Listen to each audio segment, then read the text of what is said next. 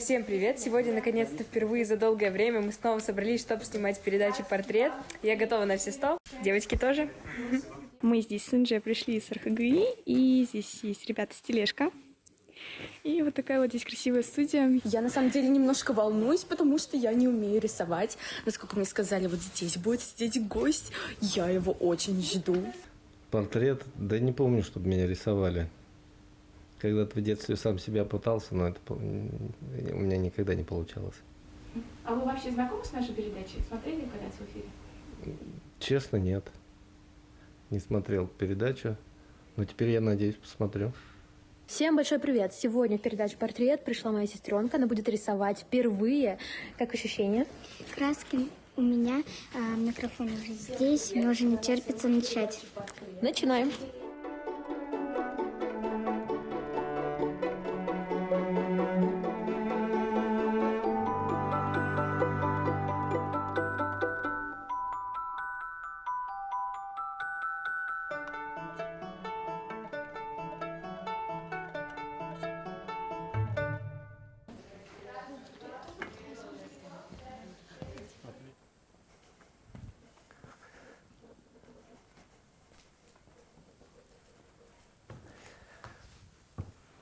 Здравствуйте. Здравствуйте. Здравствуйте, ребят. Здравствуйте, Фарид Яватович. Меня зовут Виолетта. Я хочу сразу же ознакомить вас с правилами нашей программы. Все очень просто. Мы задаем вам вопросы, вы на них отвечаете. В конце вас ждет сюрприз. Вы можете выбрать один из понравившихся портретов вам в подарок. Как вообще ваше настроение? Замечательно. Отлично. Тем более с вами. Что главное в фехтовании? Во-первых, фехтование – это единоборство. В отличие от многих видов спорта, там, циклических, игровых, два противника выходят и глаза в глаза встречаются и проводят поединки. Здесь есть и тактика, и реакция, и мышление, ну и, естественно, умение сохранять холодный ум для того, чтобы на соревнованиях проанализировать, принять решение, ну и, самое главное, нанести укол. А вот скажите, а когда вы именно начали работать с паралимпийцами? С паралимпийцами с 5-го года, ну, уже 15 лет. Ого, это очень много. Ну, да, только что начинали, а уже много. Да. Мне, как не разбирающемуся человеку, вот стало интересно, как вообще засчитывается победа на соревнованиях? Кто кого первый ударит или как? Ну, вообще, в разных видах оружия, их 3 вида, да, рапира, шпага и сабля. У всех есть своя специфика, свои правила. Единственное, что я вам могу сказать, не вдаваясь в подробности, в рапире и в шпаге это колят, сабля это наносит удары. Вообще, по-моему, Мольер это сказал, что фехтование – это искусство накалывать. И в прямом, и в переносном смысле. Интересное выражение. Тяжело тренировать спортсменов на коляске. Что для них спорт и как они к вам попадают? Тяжело ли? Когда работу любишь, то, в общем-то, не так это и тяжело, просто отдаешься ей полностью. Паралимпийцы – это не только колясочники, там ребята с поражением опорно-двигательного аппарата, но все они фехтуют на коляске, да. Попадают по-разному. Кого-то мы сами там находим, кто-то объявление или в телевизоре увидел, кому-то там друзья, сейчас соцсети, там в соцсетях ребята общаются, поэтому узнают, приходят там, многие стесняются вначале подойти, приходится вытаскивать, но когда уже пришли, посидели, пообщались, они остаются, тренируются, выступают. У нас в группе есть и чемпионы, и просто ребята, которые тренируются. На соревнованиях также выступают. Тем более в Уфе проводятся соревнования всероссийского масштаба. Они после этого общаются с ребятами со всех городов. И даже закончив с фехтованием, они приходят к нам и продолжают свое общение. А испытываете ли вы жалость к своим воспитанникам? Или в спорте нету места жалости? Да я не знаю в спорте, какая может быть жалость, да. Тем более, что ребята не за этим приходят. Жалость им не нужна. Им нужно больше даже, чтобы к ним относились как к равным, как вот ко всем здоровым, спорт равных возможностей. они этого и не ждут от тебя. Как вы пришли в фехтование и почему именно этот вид спорта выбрали? Пришел-то я туда случайно. Пошли с товарищем записываться на лыжи, не нашли секцию. Потом пошли записываться на бокс. Но у меня друг уговорил меня, давай, говорит, зайдем вначале на фехтование, если нас туда не возьмут, тогда уже пойдем на твой бокс. Пришли мы туда, а друг, оказывается, до этого занимался. Меня бы, собственно, и не взяли, это мне уже было 14 лет. Посидели, поговорили, вот и взяли меня для того, чтобы друг занимался. Так я там и остался. Какие турниры предстоят в этом году? Ну, в этом году ситуация, конечно, сложная. Вот ближайшее, то, что у нас должно состояться, это в Уфе будет чемпионат России, который мы провели в декабре месяце, в ноябре-декабре. И дальше уже у нас, у ребят идет отборочное соревнование к Паралимпийским играм. После Олимпиады, знаете, да, проводятся сразу же Паралимпийские игры. И у нас осталось для окончательного отбора на Паралимпиаду 2 турнира. Чемпионат Европы и Кубок мира. Ну, этап Кубка мира, у нас этапы в Бразилии. Вот по результатам уже окончательным после этих соревнований решат, кто из наших ребят попадет на Паралимпиаду, кто не попадет. То же самое и у олимпийцев. Сейчас идет, пока еще команда не укомплектована, но они все готовятся поехать в Японию. У нас 2 парня и 2 девушки еще в здоровом фехтовании готовятся. Вы любите путешествовать? Путешествовать я люблю. Когда нам говорят, что вот вы и там побывали, и здесь побывали, и по стране поездили, и по миру. Одно дело, когда едешь просто попутешествовать, отдыхать, другое дело, на работу едешь. И когда иногда из-за каких-то мест приезжаешь, ну, там, где многие хотели побывать, а тебя спрашивают, а как там, а ты кроме зала ничего и не видел. Поэтому путешествовать, конечно же, когда есть свободное время, и когда такое удается, это здорово. Конечно, я не знаю таких людей, которые не любят путешествовать. Вам хотелось бы когда-нибудь переехать в другую страну, жить там на постоянной основе? Я об этом иногда задумывался, да. Никогда не хотелось, куда бы, в какую страну, и как бы там красиво не было, мы не уезжали. Лично меня уже через несколько дней тянет домой. Не знаю, с чем это связано. Может быть, молодым легче к этому адаптироваться, но мне больше дома нравится. Скажите, вы вот выполняете такое большое дело, помогаете людям нуждающимся, а сами часто нуждаетесь в помощи? Да, наверное, мы все иногда нуждаемся в помощи. Да я не помогаю нуждающимся, я работаю с этими ребятами. И иногда даже больше, чем они, наверное, учусь у них чему-то. А какие вы эмоции испытываете, когда берете в руки рапиру? Когда я беру в руки рапиру, я просто работаю с ней. Эмоции бывают во время соревнований, но там это немножко другое, это не передающееся, потому что иногда думаешь, лучше самому выскочить на эту дорожку и что-то сделать, чем стоять рядом, там, теребить, кричать, там, подсказывать чего-то. От тебя все равно уже ничего не зависит, ты уже сделал свое дело перед этим. А вот первое впечатление, когда вы взяли в руки рапиру, было? Да, было. Это какая-то железяка, и очень неудобная и неуправляемая, от которой потом пальцы болели, руки болели. А потом привыкаешь, это уже как бы продолжение твоей руки. Спасибо. У меня такой интересный вопрос. У вас есть дача? Маленькую дачу, которая у моих родителей была, мы немножко ее перестроили и переехали туда жить. Она находится в деревне, поэтому недалеко от Уфы. Живем без дачи, но с огородом. Спасибо. Скажите, как вы думаете, вы везучий? Ну, или часто ли вам везет? Вообще я везучий, но часто вести, наверное, не может. Если ты стремишься к этому, тебе вести будет чаще. Это материализовывается, Согласна, главное лишь желать. конечно. Нравится ли вам тот человек, кем вы стали? Кем я стал, мне нравится.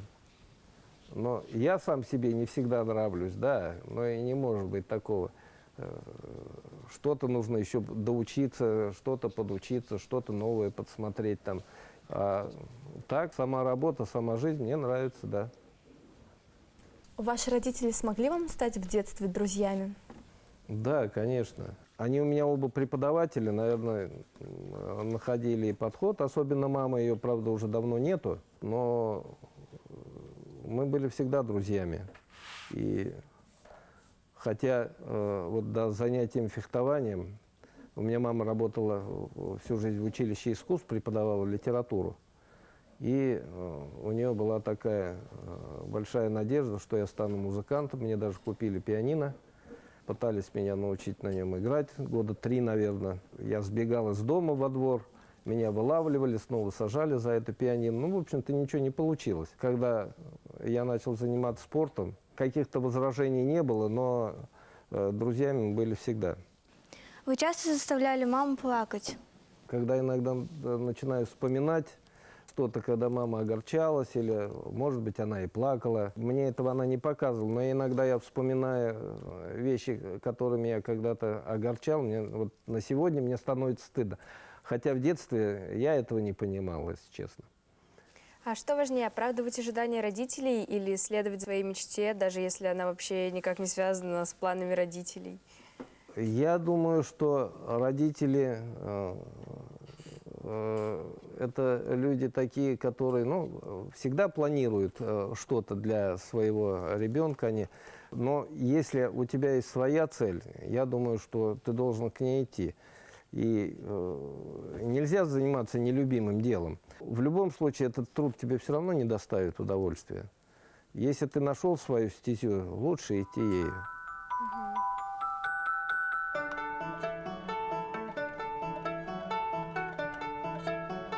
В разных видах оружия, их 3 вида, да, рапира, шпага и сабля. У всех есть своя специфика, свои правила. В рапире и в шпаге это колят, сабля это наносит удары. По-моему, Мольер это сказал, что фехтование – это искусство накалывать. Было же, наверное, такое, то, что вы тренируете, но при этом самому хочется выступать. Было, только это было в самом начале тренерской карьеры. Сейчас уже нет.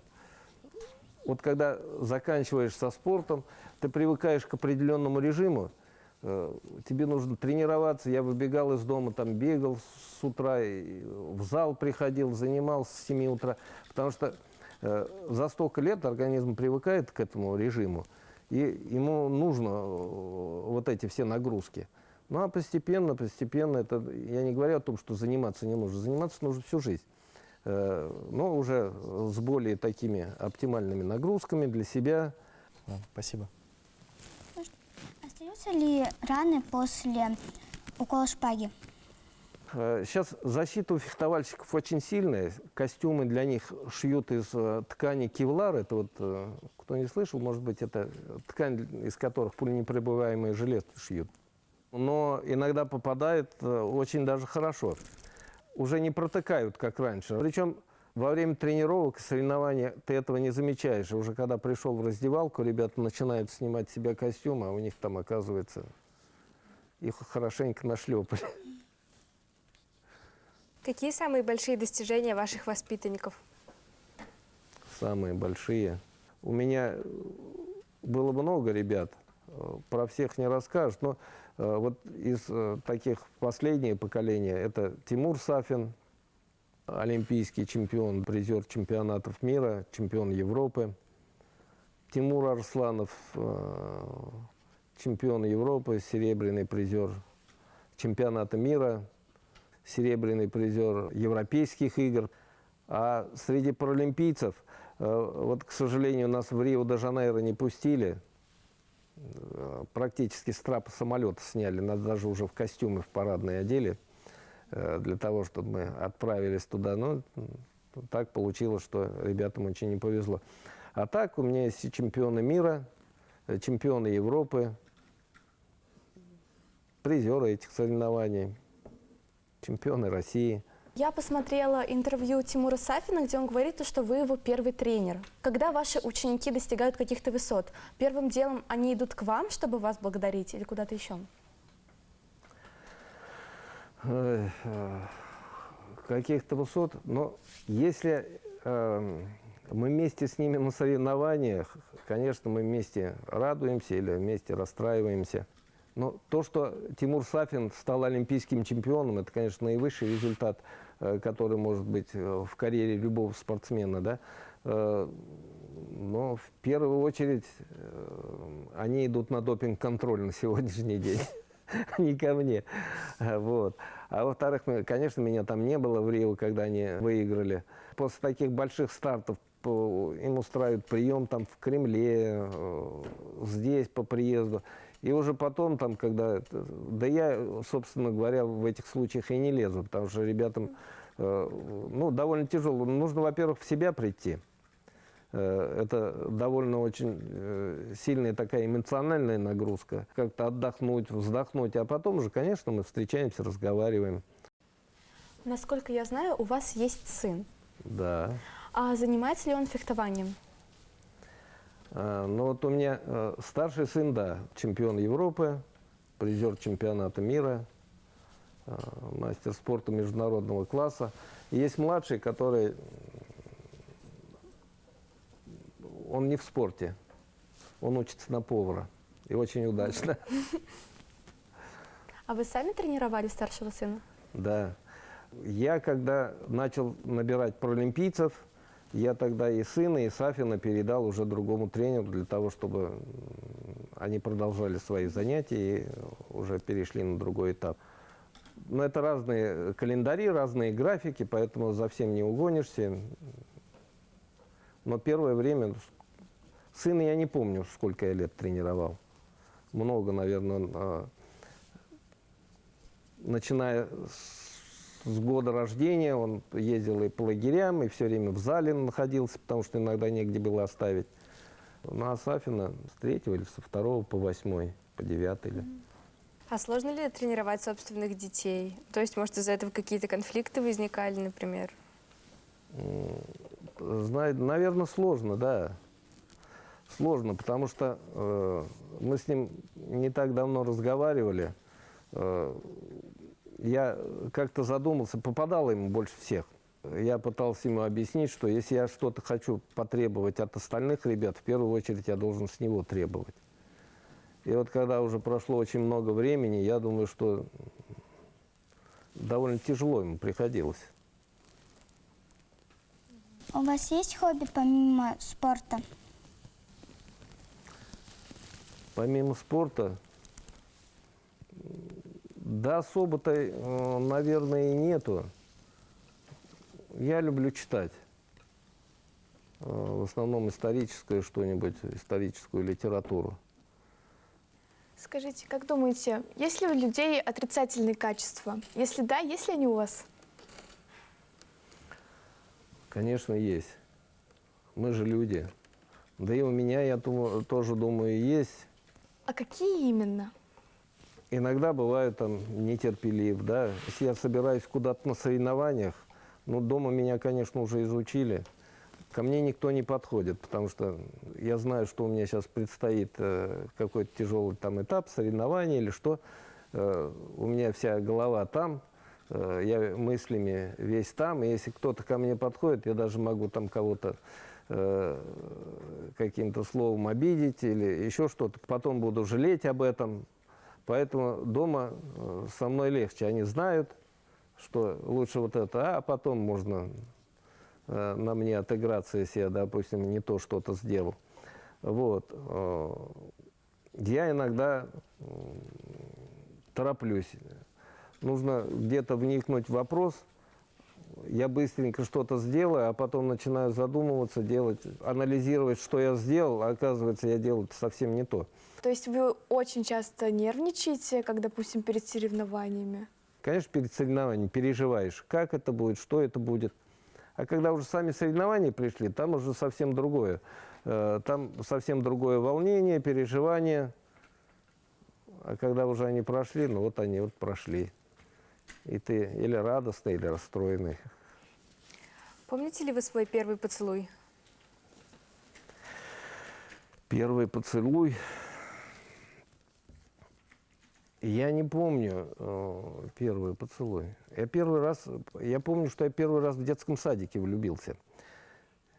И настолько, наверное, я выял своим родителям своей любовью и рассказами об этой девочке, что когда у меня родилась сестренка, то пришлось им назвать Альфией. Эту девочку Альфию из детского сада я, конечно, до сих пор не помню. Я и не знаю, но, как они говорят, я только о ней и говорил. А вот сестренка осталась Альфией. Как первый раз признавались своей жене в любви? Первый раз, наверное, в шутку. Я уезжал на соревнования как раз. Вначале сборы длинные, потом соревнования. И я тогда своей будущей жене сказал, что вот, поверь мне, я вот сейчас приеду, все дела, когда сделаю, закончу, приеду и на тебе женюсь. Для нее это было так неожиданно, она посмеялась, конечно. Мы тогда только начинали там с ней встречаться, даже совсем немного. А по приезду уже я сделал все, как обещал, и она до сих пор это вспоминает. То есть вы фактически с ней недавно познакомились и предложение сделали? Да, я перед отъездом ей сказал, вот я сейчас верну с соревнований, и я на тебе женюсь. Какие слова вы бы хотели почаще слышать от близких? Да, знаете, я слова не знаю, но я бы чаще хотел, конечно, и слышать, и видеть близких. Мне очень хорошо, когда дети приезжают, когда внучка приезжает. Неважно, какие слова она говорит, ей скоро 3 года будет. От нее любые слова можно слышать, да. А жена, когда меня провожает и когда встречает, возвращайся быстрее, и приезжаем, мы тебя ждем. Это нормально. А вот чем фехтовальщик отличается от других людей дома? Фехтовальщик, да, обыкновенный человек, такой же, как и все. Это когда он в зале или на соревнованиях, да, там совсем другой. Там человек концентрируется, он проявляет свои профессиональные качества, да.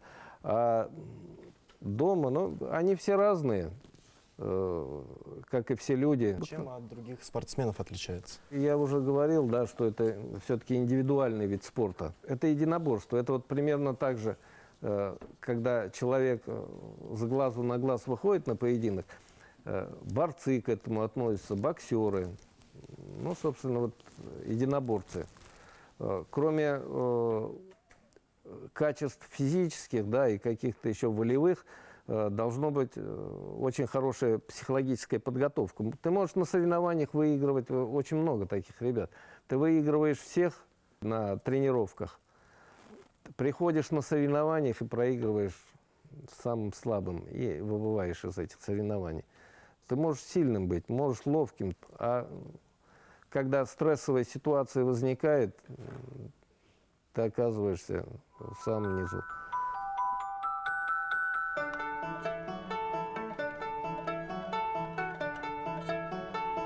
У меня было много ребят. Последнее поколение – это Тимур Сафин, олимпийский чемпион, призер чемпионатов мира, чемпион Европы. Тимур Арсланов, чемпион Европы, серебряный призер чемпионата мира, серебряный призер европейских игр. А так у меня есть и чемпионы мира. Была ли у вас любимая игрушка? У меня любимая игрушка, я даже игрушек, честно говоря, не помню особо. Наверное, были какие-то, но чуть позже у меня любимая игрушка стал велосипед, который там нам с братом подарили. Но мы недолго покатались, у нас, вернее, у меня его украли через месяц или 2 после того. Вот тогда мы расстроились. Как ваша жена относится к вашей профессии? Она вас поддерживает? Да, конечно. Если бы мы работали только дома, а тут приходится уезжать там на 3 недели, на 2 недели, на месяц, и без поддержки дома очень тяжело. А когда ты знаешь, что тебя дома ждут, тебе звонят, там ты звонишь, узнаешь, как дела, и дома все в порядке, все движется, это здорово, это без этого никак, особенно в тренерской работе. Вы бы хотели стать невидимым? Иногда. Иногда хочется попасть куда-нибудь, где тебя нету, узнать, даже вплоть до того, что иногда даже что о тебе говорят, а иногда узнать там, ну, что у человека там, которого ты учишь, там в голове, на душе, или просто так попробовать, что это такое. Мы же тоже такие же любопытные. Невидимкам, наверное, это удается. Скажите, у вас есть такой фильм, который вы бы хотели пересматривать снова и снова? Да у меня сейчас коллекции фильмов никаких нету, но фильмы, которые я люблю, да, у меня их, ну, не так много, которые я бы смотрел бы с удовольствием. Вот один из них – это «Золотой теленок». Сейчас, вот в последнее время особенно, да, выходят фильмы, и много хороших. И вот каждый раз, когда проходит реклама, я и дома, я говорю, вот на этот фильм мы должны обязательно сходить. Но вот за последние, наверное, 1,5 года так и не получилось ни разу сходить. Бывает. Такое. Да, ну хотелось бы. Я и до сих пор собираюсь. Сейчас вот еще что-нибудь новое покажут, мы опять соберемся. Надеюсь, вам что-нибудь понравится. Ваши любимые песни или стихи о любви? Я вам даже сразу и не скажу. Ну вот немного врасплох, да, у меня жена иногда говорит, откуда ты эти стихи вытаскиваешь? Вот они раз в голову пришли, а потом я вроде как и подзабыл. А такого, да нет, я даже, к сожалению, я давно не читал стихов. У меня мама литератор. Как-то мы в школе даже начали учить Маяковского. Я говорю, ну что это такое, что он пишет там, непонятное что-то. Потом уже позже я такой же, ну примерно не такой же, а совершенно другой поэта услышал. Я не понял, что это за поэт такой, ну Бродский. А потом со временем начинаешь понимать, так же, как и Маяковский мне потом понравился. А что насчет любимой книги? Может, у вас есть какой-то любимый, не знаю, поэт, возможно? Поэт. Да не знаю, мне Пушкин нравится, Лермонтов нравится, а книги, я же говорил, мне нравятся исторические, мне нравится Пикуль. Хотя говорят, что он там тяжелый язык, но, по-моему, нормальный. Что вот лучше, фильм или все-таки книгу прочитать? Знаете, я тоже над этим думал. Когда посмотришь фильм, он тебе понравится. Но вот очень редко, когда ты прочитал книгу и по нему поставили фильм, ты понимаешь, что, ну, что это такое? Ну, за 1,5 часа разве можно то, что в книге? Там где-то что-то поменяли. Ты с этим не соглашаешься. Конечно, книга лучше. Она гораздо богаче, и там гораздо больше информации. Да, я тоже с этим согласна, что книги намного лучше, чем фильмы. Прям просто, когда даже книгу открываешь, прям вкусно пахнет. Да, конечно, в фильме даже невозможно показать то, что там происходило. А вот из башкирских писателей, поэтов, кто вам больше нравится? Я не скажу, что я очень много читал, да, но мне нравится Мустай Карим. У него и проза, я уж не говорю о стихах, но даже проза очень замечательная. Скажите, пожалуйста, а вот ваши сыновья служили в армии? Младший еще нет, а старший, он служил, да, но он служил в СКА. Знаете, да, спортивный клуб армии. Они также приехали в часть, проходили там подготовку, принимали присягу. И вся их служба заключалась, собственно говоря, как и у всех, в тренировках и выступлении за спортивный клуб армии. Они ездили на всемирные военные игры, выступали, возили их там на стрельбище, все как положено, там и форма у них была. И сейчас он тоже числится до сих пор в ЦСКА. Младший сын, он хочет в армию? Собирается, да. Выбирает себе род войск, там, то ему нужно в ракетные войска, то еще там куда-то, потом хочет чего-то поменять, но не знаю, собирается. Это же хорошо. В какие экстремальные ситуации вы попадали? Весь спорт, он экстремальная ситуация. Без этого никак. Я не очень люблю летать на самолетах. Для меня это, ну, такой небольшой стресс. Причем летаю я спокойно. Я не люблю взлеты, не люблю посадку. Но вот однажды мы, когда полетели на этап Кубка мира в Испанию, в Валенсию, у меня единственный раз был, когда самолет, там молния била, самолет трясло, там у меня сидела рядом девушка, там наша спортсменка, паралимпийка. Если бы не она, наверное, она вцепилась в меня, вот, Фарид Иванович, я боюсь, что мне делать? Но мне перед ней было стыдно, я сидел и успокаивал, делал вид, что все нормально. Пришлось мне из-за нее только держаться спокойно, а то, наверное, я тоже сидел, трясся. А какое у вас самое любимое блюдо? Блюдо. Одного такого нету, конечно, но мы вчера, допустим, с младшим готовили лагман. Мне нравится плов, я люблю пельмени. Я тоже люблю. Вот. Каждый Новый год у нас 31 числа мы заранее ничего не делаем. Хотя вот в детстве у меня там лепили мы эти пельмени, всей семьей собирались, потому что по одному тяжело. А 31 числа мы уже после обеда, когда все готово, мы садимся и лепим пельмени, раскатываем сами тесто. Всем нравится это, но после Нового года уже никого снова не заставишь, а это как ритуал. Обязательно должны быть свои. А вы боитесь испортить о себе мнение других людей? Да мне важно, что обо мне думают, конечно. Я бы расстроился, когда услышал, что обо мне плохо говорят. Особенно люди, которых, по крайней мере, я уважаю. Вот. Мне было неприятно, если бы обо мне говорили посторонние люди, что-то такое плохое. Ну, в общем-то, я этим мнением дорожу, да. А вы умеете загадывать желания? Я умею загадывать желания. Они почему-то не всегда сбываются, но я все равно стараюсь их загадывать. А вы любите фотографироваться? Не очень. Мне нравится, когда кто-то меня сфотографировал, и где-то я нахожу снимки, где я есть. А вот так просто, ну можно, но... А можно с вами сделать селфи? Конечно.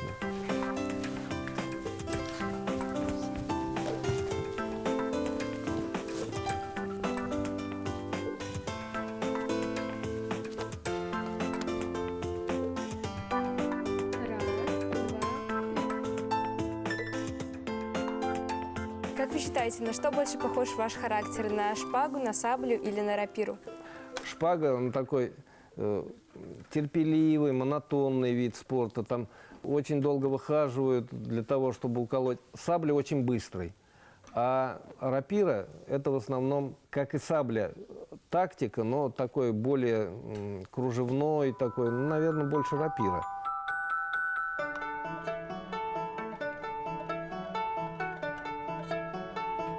Иногда хочется попасть куда-нибудь, где тебя нету, узнать, даже вплоть до того, что иногда даже что о тебе говорят, а иногда узнать там, ну, что у человека там, которого ты учишь, там в голове, на душе, ну, тоже такие же любопытные. Фарид Яватович, какого цвета счастье? Цвета, наверное, светлого. Я думаю, что оно должно быть разноцветным, но светлым. Без темных тонов, цветное и как небо. Фарид Яватович, теперь можете приходить, посмотреть наши портреты и выбрать понравившийся. Отлично, улыбаемся даже. Мне очень понравилось беседовать с Фаридом Яватовичем. Я его изобразил очень цветно. У него зрачок треугольник и звездочка. Фарид Яватович очень интересный человек, с ним было интересно общаться, задавать ему вопросы, и было очень интересно. Мне показалось то, что будет прикольно нарисовать железный трон из «Игры престолов», потому что Фарид Еватович так величественно сидел на своем кресле, и мне кажется, он тут даже немножко похож на Путина. Мне понравилось, как вы сказали, что счастье должно быть разноцветным. На самом деле я очень искренний человек, и я люблю выражать более все в ярких цветах, чем же в темных оттенках. Общаться с ним было достаточно легко, и вся беседа проходила вообще в очень легком формате. У Фарита Еватовича прям настоящий такой спортивный характер. Он на все вопросы отвечал очень уверенно, и на портрете я постаралась отразить его вид деятельности. Ох, я с кинжалом даже здесь, да? Я очень волновалась, когда он подходил, но я очень рада и не расстраиваюсь, что он не выбрал мой портрет. Ну, они все красивые, я даже...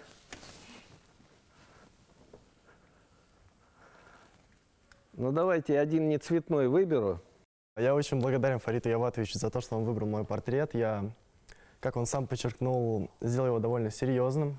Большое внимание уделил мелочам. Я рад. Я бы еще один цветной выбрал. Мне вот еще вот этот понравился. Если честно, я очень рада, что мне подавалась такая практика, как рисовать и задавать вопросы.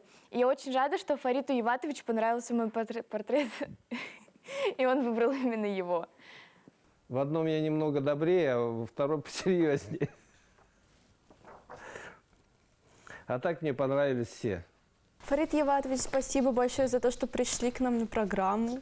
Нам было очень приятно вас видеть здесь. Мне было очень приятно с вами побеседовать.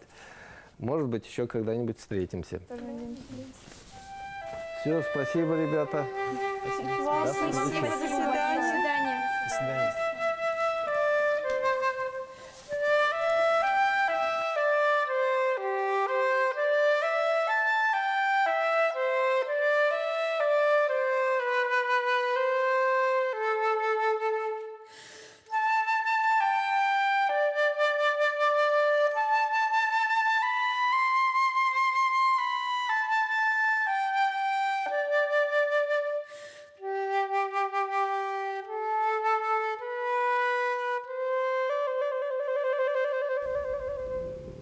Я не знал, чего ожидать. Мне было даже интересно, о чем будут спрашивать. Ну, какие-то темы там затронулись. Про фехтование было много, конечно, я этого ждал. А про личное что-то и про характер, там и про детство вопросы были все такие корректные, нормальные. Если мы вас еще позовем, придете к нам на передачу? Придем.